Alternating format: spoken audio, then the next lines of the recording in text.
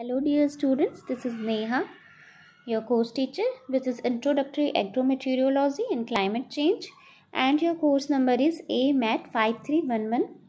Okay, so in our previous lecture we had studied about some classification of condensation forms of condensation, and then we had studied about some clouds. So condensation forms in the troposphere.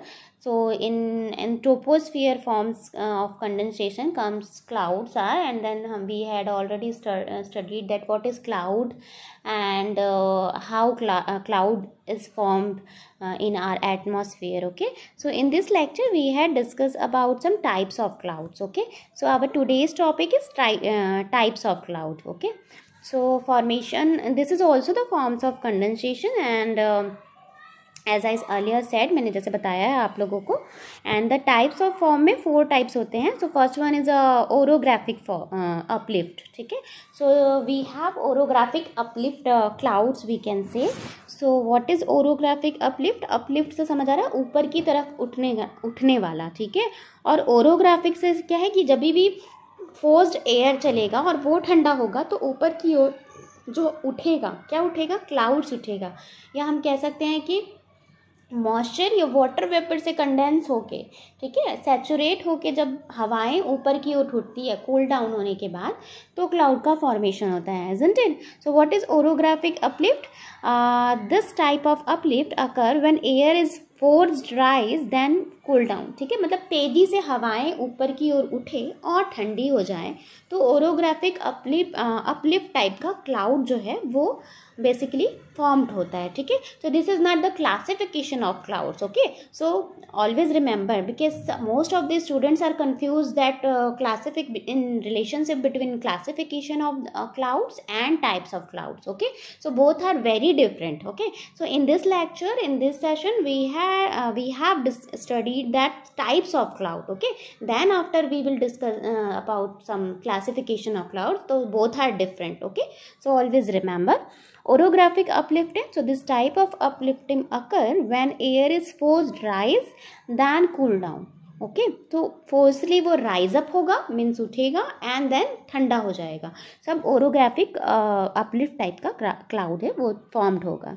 Okay, so if the cooling process is successful then the water vapour turns into cloud and precipitation. ठीक है, सो अगर जो ये cooling process है, means that कि ये जो भी लैंड से जो भी हवाएं ऊपर की ओर उठती है वाटर ड्रॉपलेट्स और मॉइस्ट होके, okay, and then saturation point पे वह पहुंच के ड्यू पॉइंट टेम्परेचर के थ्रू सैचुरेटेड होके जब वो कूल सरफेस पे पहुंचती है तो क्लाउड का फॉर्मेशन होता है. एंड देन प्रेसिपिटेशन, रेनिंग होती है. It is also the forms of precipitation, जो रेन्स क्रिएट होते हैं, फॉर्म होते हैं.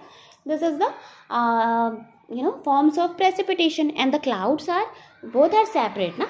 Clouds are forms of condensation and precipitation is the forms of rain is the forms of precipitation. Okay, so in this lecture we have studied that forms of condensation which is cloud.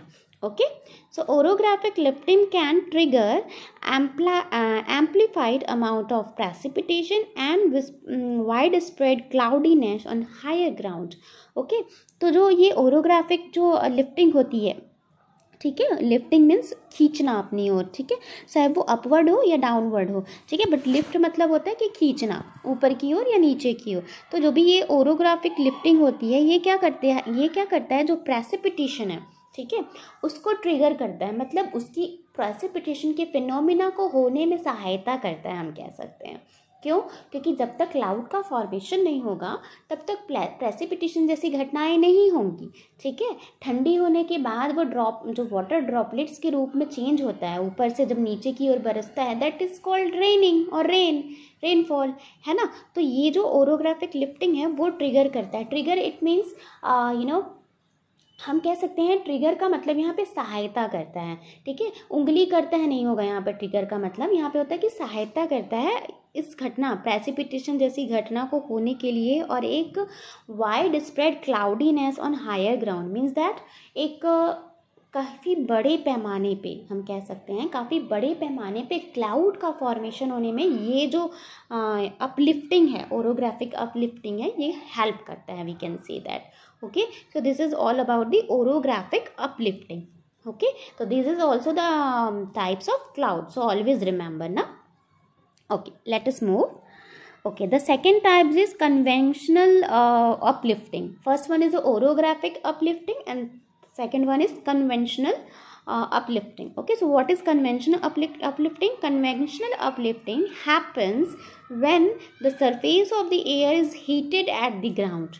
Okay, means that जो normal हमने बचपन में पढ़ा है, ठीक है, हमने अपने 9th-10th में हमने पढ़ा था कि क्लाउड का फॉर्मेशन कैसे होता है, ज्योग्राफी में हमने पढ़ा था कि क्लाउड फॉर्म कैसे होता है, बारिश कैसे होती है। तो हम क्या करते थे, कैसे पढ़ते थे कि जब पानी है कहीं पे, जो वाटर बॉडी है वो काफ़ी गर्म हो जाता है, और गर्म होने की वजह से वो एयर या वाटर वेपर के फॉर्म में जो काफ़ी टेम्परेचर होता है जिसका, इजंट इट, काफ़ी ज़्यादा टेम्परेचर होता है, जिसकी वजह से वो हल्का हो जाता है, ओके, लाइट वेट हो जाता है और अपलिफ्ट करता है, ऊपर की ओर बढ़ता है। ठीक है, ऊपर की ओर जब वो बढ़ता है एटमॉस्फेयर में, तो वहाँ पे बहुत सारे वेदर एलिमेंट हैं जो काफ़ी कूलिंग सरफेस रखते हैं अपने में।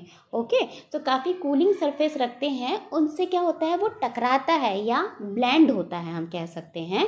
ठीक है, और कूलिंग सरफेस से होने की वजह से वो काफ़ी ठंडा हो जाता है और सैचुरेटेड कंडीशन में पहुँच जाता है, इजंट इट। और उसके बाद जो है बारिश होती है, वर्षा होती है, रेनफॉल होता है। हमने ये ऐसे ही देखा था, सेम प्रोसेस है, प्रोसेस बिल्कुल भी चेंज नहीं हुआ है, सेम प्रोसेस है, बस हमें थोड़े डिटेल में पढ़ना है कि कन्वेंशनल अपलिफ्टिंग क्या होती है। तो जब भी लैंड सरफेस गर्म हो जाता है, ओके, जहाँ पे इवापोरेशन होने लगता है, इवापोरेशन होने लगता है, वाटर वेपर जो है वो बहुत ज़्यादा टेम्परेचर बढ़ने की वजह से वाटर जो है वो वाष्प में चेंज होने लगता है। ठीक है, तो उस कंडीशन में जब सरफेस एयर काफ़ी हीटेड हो जाती है, तो उस कंडीशन में जो ऊपर जाके क्लाउड फॉर्म होता है ना, that is the call the conventional uplifting, we can say. So then the masses of the air should be warmer in the air that encloses it. After that it will begin to rise and cool. When this is successful, a cloud forms due to saturation. जैसे normally successful कैसे होता है, वो जैसे ही water vapour में जैसे ही change हो जाता है, ठीक है, सो वो क्या होता है, वो राइज करता है। क्यों राइज करता है, काफ़ी हल्का हो जाता है, ठीक है, और ऊपर की ओर जाता है वाटर वेपर, और कूल सरफेस से टकराता है और एक क्लाउड का फॉर्मेशन होता है। ठीक है, कैसे, सैचुरेशन होने की वजह से। ठीक है, तो ये जो सैचुरेशन बार बार आ रहा है, ड्यू पॉइंट टेम्परेचर आ रहा है, ये इसी वजह से मैंने बोला था कि टर्मिनोलॉजी मैंने पहले पढ़ाया था, ताकि ये सारे वर्ड्स को आप समझ सकें। ठीक है, तो अगर आपको सैचुरेशन नहीं समझ आ रहा है, क्योंकि मैंने अपने हर लेक्चर में जो टर्मिनोलॉजीज है उसको ज़्यादा फोकस किया है, क्योंकि जो टर्मिनोलॉजीज है वो बार बार हम नहीं पढ़ा सकते ना, क्योंकि वो हर जगह यूज़ हो रहा है, हर जगह। तो आपको अपना पहले वाला लेक्चर देखना पड़ेगा। ठीक है, तो आप सबसे सिंसियरली रिक्वेस्ट है कि do watch our previous lecture and what is this terminology, और हमने कैसे डिस्कस करा है, कैसे एग्जांपल्स दिए, वो सारी चीज़ें आप समझिए, फिर आप इस लेक्चर को देखिए, तो आपको एकदम ईजिली समझ आ जाएगा। ठीक है, ऐसे जंप करेंगे तो समझ नहीं आएगा आपको। Okay, so let us move. And the third one is frontal uplifting. So what is frontal uplifting? This type of uplift is also known as convergence. ठीक है, so इस टाइप का जो uplifting होती है, किसकी, वाटर वेपर की, obvious है वाटर वेपर की ही uplifting होगी, लिफ्टिंग होगी, जो वाष्प है उसी की uplifting होगी। तो इस टाइप की जो भी uplifting होती है उसको हम frontal uplifting कहते हैं, और sometime it is also known as convergence. Okay, so it occurs when two masses of air converge. Usually the two masses of air are opposite temperature and moisturenesses. Okay, so usually ये frontal जो uplifting है usually हमें कब दिखाई पड़ती है, जब दो टाइप के एयर आपस में ब्लेंड होते हैं। ठीक है, बट दोनों टाइप के एयर जो हैं मीन्स दोनों से वेरी करते हैं, एक दूसरे से अपोजिट इन नेचर के होते हैं। कोई ड्राई एयर हो सकता है, कोई मॉइस्ट एयर हो सकता है। ठीक है, कोई टेम्परेचर किसी का ज़्यादा हो सकता है, किसी का टेम्परेचर लो हो सकता है। तो जब ये दो टाइप के मॉइस्चर आपस में ब्लेंड होते हैं या आपस में मिलते हैं, ठीक है, या कन्वर्ज होते हैं, वी कैन से, सो इस टाइप का जो प्रक्रिया है या फिनोमिना है वो घटित होती है, ठीक है। सो उसको हम फ्रंटल अपलिफ्टिंग कहते हैं, and at the same time it is also known as convergence, ठीक है। So for example, one air masses is hot and moist while the other air masses is cool and dry. Okay, so then the phenomena is created which is also known as frontal uplifting or convergence, we can say that. Okay, so then the cool air masses would act as vertical wall. Okay, so जो भी cool air masses जो है, जो dry in nature का है, वो vertical wall create करता है, and the warm air masses would use to wall to rise and form clouds, और जो वो गर्म हवा होता है, ठीक है। तो देखिए इसको समझने की ज़रूरत है। जो कूल और ड्राई एयर मासेस है, ठीक है, वो एक वर्टिकल वॉल बना देता है, ठीक है। मीन्स दैट वो लेयर में कूल एयर मासेस हमें मिलेंगी, जिससे जो गर्म हवाएं ऊपर उठेंगी और ब्लेंड होंगे आपस में, जुड़ेंगे आपस में, देन क्या होगा, फॉर्मेशन होगा किसका, क्लाउड का। And also the warm air masses cools down during this process. Obviously जब ऊपर हम जाएंगे, ठीक है, जब ऊपर बढ़ेगी वो वर्टिकल वॉल पे, जो कि कूल एंड ड्राई एयर से बना हुआ है, ठीक है, ऊपर उठेगी तो सैचुरेट हो जाएंगे ना, सैचुरेट हो जाएंगे। पहले क्या होगा, ऐसा नहीं कि तुरंत मिल गया और गर्म हो गया, ठीक है। मे बी ऐसा हो सकता है उस टाइम कि कि टेम्परेचर जो है वो न्यूट्रल हो जाए, ना ज़्यादा गर्म ना ज़्यादा ठंडा। फिर हल्की होके हवाएं और ऊपर उठेंगी एटमॉस्फेयर में, और क्या होगा, सैचुरेटेड पॉइंट में पहुंच जाएंगी, एंड देन क्लाउड फॉर्मेशन होगा। Okay, so this is frontal uplifting. तो हमेशा याद रखेंगे it is also known as convergence. और जब दो एयर मासेस जो हैं अलग अलग टाइप के, अपोजिट इन नेचर के एयर मासेस जब आपस में कंबाइन हो जाएंगे या कन्वर्जेंस जैसी प्रक्रियाएं होंगी, तो उस समय जो क्लाउड का फॉर्मेशन होगा, that is known as frontal uplifting. Okay, so let us move radio active cooling, ठीक है। So radio active cooling it is also the types of cloud. तो बेसिकली फोर टाइप्स के क्लाउड्स मैंने बोला कि orographic clouds होगा, frontal clouds होगा, radio active clouds होगा, and the third one is what I also forget, conventional, yes, conventional uplifting. Okay, so ये जो फॉर्मेशन होगा वो बेसिकली जो हमें क्लाउड का जो भी हम टाइप्स कभी आपसे पूछें तो आप क्लासिफिकेशन नहीं लिख सकते उसमें, ठीक है। क्लासिफिकेशन और टाइप्स जो है both are very different. Classification are the 10 type के क्लासिफिकेशन होते हैं, 10 प्रकार से हमें क्लाउड को क्लासीफाई किया हुआ है, ठीक है। बट टाइप्स जो हैं वो 4 टाइप के हैं। First one is orographic, then conventional, then frontal, and then radioactive cooling. So what is radioactive cooling? Radioactive cooling takes place at night when the sun is no longer, ठीक है, shining and providing the surface of the ground with energy, ठीक है। तो जो radio active cooling है वो हमें क्या होता है, नाइट के टाइम में अक्सर ये होता है, ठीक है, जब हमें सन जो है वो उसकी रोशनी ज़्यादा नहीं होती है उस टाइम पे, इस टाइप का जो क्लाउड है वो ग्राउंड सरफेस से लेके एनर्जी लेके फॉर्म होता है। So the surface of the earth starts to lose energy and air above the surface begins to cool, ठीक है।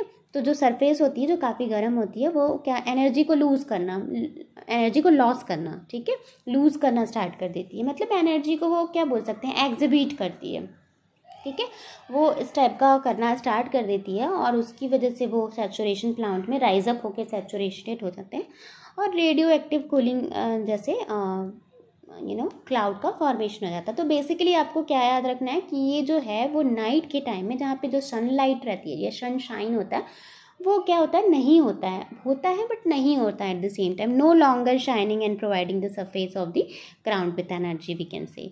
Okay, so then surface fog begins to form as a result, ठीक है। तो ये जो फॉग मिलता है हमें, सरफेस फॉग,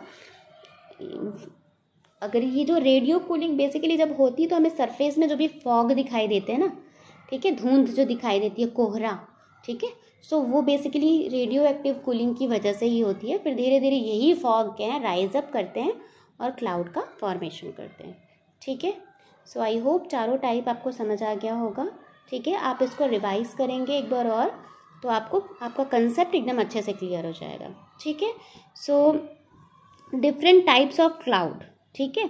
सो हाई लेवल क्लाउड्स होता है, देखिए मैंने बताया कि क्लाउड्स और क्लासिफिकेशन बोथ आर डिफरेंट, ठीक है। तो डिफरेंट टाइप्स ऑफ क्लाउड है, तो चारों टाइप्स के जो हैं क्लाउड उसके अंदर ये क्लासीफाई किया है हमने जो क्लाउड्स को, वो आते हैं। Okay, so always remember, listen very carefully, ठीक है। So we need to understand what is cloud types, which is 4 types of clouds, ठीक है, and what is the classification of clouds. So basically the clouds are categorized in 4 types. First is high level clouds, means that mid level cloud and low level clouds, then clouds with vertical development. So what is high level cloud is orographic uplifting, then mid level cloud what is conventional uplifting, then low level clouds is frontal uplifting or frontal cooling, we can say that, and clouds with vertical development means radioactive cooling, isn't it? So these are 4 types. जैसे कि हम बोलें कि high level clouds, कौन है high level clouds? ज़्यादा से ज़्यादा फॉर्मेशन ओरोग्राफिक की वजह से होता है। Okay, so this are high level clouds, mid level clouds, low level clouds and clouds with vertical development. Okay, so in high level clouds there are some another classifications. Okay, so cirrus and cirrostratus and cirrocumulus, the 3 types of classification which are under the category of high level clouds. Okay, then after we can reach mid level clouds. Okay, so in mid level clouds cumulus and altostratus are comes from this category. Okay, and then low level clouds in this category, the stratus and stratocumulus and nimbostratus are under this category, comes under this category. And then last one is what? Clouds with vertical development, in which this category some different cumulus and cumulonimbus types of classification clouds are comes under this category. Okay, so both are very different. Frequently मैं आप लोगों को कह रही हूँ कि बहुत ही अलग है दोनों। ओके, तो कंफ्यूज नहीं होना है कि what is the types of clouds and what is the classification of clouds, both are very different, ठीक है। So in classification of clouds जो जस्ट और भी क्लासीफाई किया हुआ है हमने क्लाउड्स को, उसको हम अपने नेक्स्ट लेक्चर में पढ़ेंगे। तब तक के लिए हम एक बेसिक इंट्रो ले लेते हैं, ठीक है। So what is the classification, this is the list is for classification of clouds. Okay, so high level cloud जो है बेसिकली उसमें सर्कस, सिरोस्ट्रेटस और सिरोक्यूमुलस आता है, ठीक है। और उनकी हाइट हमने दी हुई है कि टॉप से बेस तक की उनकी हाइट कितनी है, जो 12,200 mm है, देन 7,000 जो मीटर है, इतने हाइट में इस मीन्स दैट अगर ग्राउंड लेवल से हम देखें तो 12,000 मीटर में जो क्लाउड्स हमें दिखाई पड़ेगा विच इज़ सर्कुलस क्लाउड, जो 7,000 में दिखाई पड़ता है विच इज़ सीरोस्ट्रेटस क्लाउड्स, ठीक है। तो ये सारे जो क्लाउड्स हैं उनको क्या कर दिया गया, क्लासीफाई कर दिया गया है पोर्शन के हिसाब से। समटाइम हमें अलग अलग स्काई में अलग अलग कलर्स के पैचेस में वर्टिकली अलग अलग कोई डिज़ाइंस में फॉर्म्स क्लाउड्स दिखाई देते हैं। So they all are different classified all clouds. Okay, so ये हम अपने नेक्स्ट लेक्चर में देखेंगे। मिडिल क्लाउड जो है बेसिकली उसमें अल्टोस्ट्रेटस और अल्टोक्यूमुलस एंड अल्टोक्यूमुलस, ये 2 टाइप्स आते हैं। तो बेसिकली हम देखेंगे कि जो अल्टोस्ट्रेटस है वो 7,000 मीटर में हमें जो दिखाई पड़ते हैं विच इज़ अल्टोस्ट्रेटस क्लाउड, एंड जो 2,000 मीटर में हमें दिखाई पड़ जाए वो अल्टोक्यूमुलस क्लाउड है। जैसे आप हेलीकॉप्टर में या फ्लाइट्स वगैरह में ट्रैवल करेंगे तो जो आपको क्लाउड दिखाया जाएगा basically is altocumulus cloud. Okay, so low clouds क्या होता है which is that is nimbostratus clouds, ठीक है, एंड स्ट्रेटोक्यूमुलस क्लाउड्स। तो दोनों का हाइट आप देख सकते हैं कि बहुत ही डिफरेंट है। तो बहुत जल्दी जो दिखाई पड़ जाएँ या बहुत थोड़ी ऊंचाई में पहुंचने पे जो हमें क्लाउड्स दिखाई पड़े वो कौन से क्लाउड्स हैं, तो ये आपको डिस्टिंग्विश करना है, ठीक है, ये आपको पता होना चाहिए basically. And clouds with vertical development which is cumulus and cumulonimbus, तो कुछ वर्टिकल डेवलपमेंट में हमें 500 मीटर में ही दिखाई पड़ जाते हैं और कुछ हैं जो हमें 12,000 मीटर तक के दिखाई पड़ते हैं। तो जो 12,000 तक के दिखाई पड़ते हैं विच इज़ क्यूमुलस, एंड जो 500 मीटर में हमें दिखाई पड़ जाता है विच इज़ क्यूमुलोनिम्बस, ठीक है। सो ये एक रफ आइडिया था, लेकिन हम अपने नेक्स्ट लेक्चर में इसको डिटेल से पढ़ेंगे। ओके, सो आज के लिए बस इतना ही। आई होप आप सबको अच्छे से समझ आ गया होगा। एक बार आप रिवाइज करिएगा इसको, बहुत अच्छे से आपका कंसेप्ट क्लियर हो जाएगा, ठीक है। सो आज के लिए बस इतना ही। Thank you very much. Until then be safe, take care.